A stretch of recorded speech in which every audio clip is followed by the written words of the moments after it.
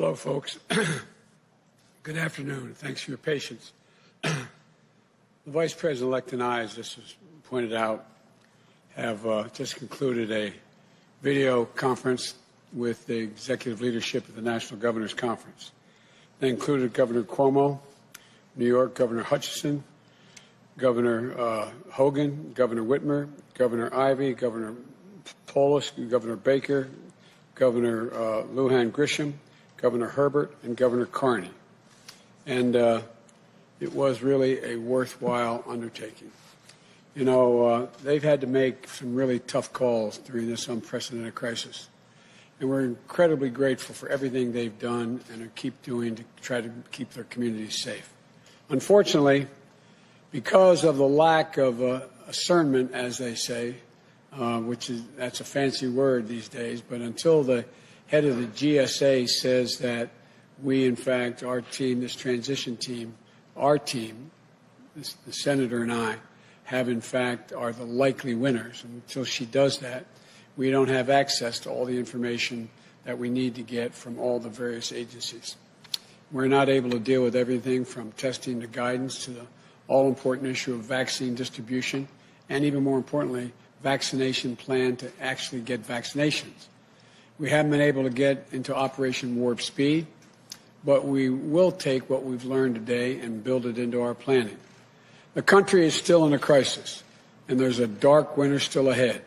Yesterday, America reached another tragic milestone, 250,000 deaths. 250,000 people died due to COVID-19. And there are empty chairs and dining room tables were filled just days and weeks ago with loved ones, family, friends who laughed and talked together. To those families and friends that are left behind, Jill and I send our love and our prayers. We know, like many of you do, how tough it is to find purpose in the memory of a loved one you've just lost. It'll take time, but you'll find it. You'll find it. And you'll find your purpose as we're going to find our purpose for our nation as a nation now. I promise you that. And I promise you that we'll work together. There's a great meeting we had today. All the governors, no matter their political party, whether they're from wherever part of the country they represent it, no matter their political philosophy, shared a strong and abiding sense of a common purpose. There was a real desire for a real partnership between the states and the federal government. Each of the governors emphasized that we might be Democrats or Republicans, but we're all Americans first. They congratulated us heartily for our win. What really pleased me most was that the governors made clear that beating COVID-19 is going to require all of us working together as one country. Kamala and I agree. We were deeply impressed with how much consensus there was, how to move forward among the governors. What we need to do now is how we need to do it. How are we going to do it? In what coordinated way can it be done? We discussed a number of critical ways we can work together and unify around a national approach to controlling COVID-19. First, delivering economic relief to the cities, states, and tribal communities. The lost revenue from COVID and the cost of COVID recovery is devastating to state and local budgets. As governors, as all of them indicated, we've got to come together. The federal government has to deliver this relief sooner rather than later, and with flexibility for the states to meet their needs.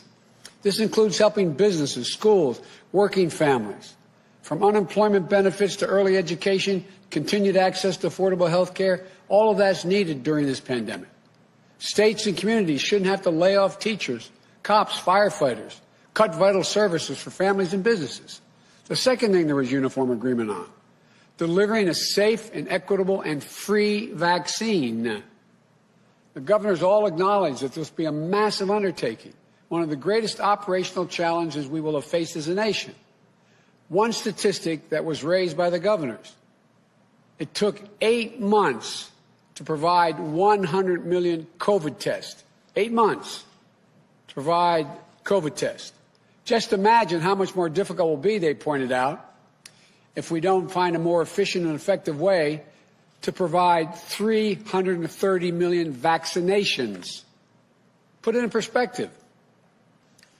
They made the point, we can't wait. That's what the governors are raising. In the meeting, we discussed the challenges that lie ahead in distributing and administering the vaccine. The governors talked about how getting doses of vaccine distributed is just one step. We have to actually get vaccinations into the arms of 330 million Americans. That takes enormous resources, people, product. We discussed the difficulty of that task. It's going to take time. It's going to take coordination. It's going to take the federal government and state governments working hand in glove, working together. The governors all emphasized we need to be clear with the American people about what to expect. No false expectations. Let them know what we anticipate. They all acknowledge that this is going to take a massive public education campaign. And we also need to reach traditionally underserved communities that are being hardest hit by the pandemic. Black, brown, Latino, Latin American community, Native American communities, small towns, rural communities. They talked about that in some detail. Thirdly, we discussed the need to help states with Title 32 funding for the National Guard. That's a fancy way of saying governors need to be able to get funding when they need to bring their National Guard into play. And National Guards are going to have to play this. It costs a lot of money. And governors need that paid for. Governors discussed the need for funding when waiving certain FEMA fees. The fact is that this is a national emergency. That's what FEMA is supposed to deal with. Our view is that should be done. When it comes to deploying the National Guard or COVID or real relief, that should be paid for. You know, that's something Kamala and I will be very focused on. And fourthly, we discussed the implementation of a national mask mandate. 10 governors, Democrat and Republican, have imposed masking requirements and recognized the need for universal masking, north, south, east, and west. It's not a political statement. It's a patriotic duty. And fifth, we discussed making testing more available and accessible. Anyone who wants a test should be able to get one, period. And finally, while we focused on the immediate needs to control the virus, the governors also raised and talked about how much we have to build back better, especially on infrastructure and education and so much more. This was not a one-off meeting. I committed, we committed, we agreed that we'll continue to work and meet with the governors on a regular basis, continue to seek their input, and that our COVID teams will follow up and coordinate on the issues coming out of that call, because some of them have very competent people on their COVID teams in their states. The bottom line, we can do this. There's nothing beyond our capacity, but we have to come together as a country. What this meeting, along with others we've had, reinforces, in my view, is the unity the country is looking for. They're looking for us to come together and deal with problems, most of which have no ideological basis for disagreement. That's what we have to do. That's what the governors talked about. It really was pleasing to hear them. I want to thank you all, and may God bless you all and those who lost someone. You're in our prayers. May God protect our troops. I'm happy to take a few questions, and my boss is going to tell me who that is.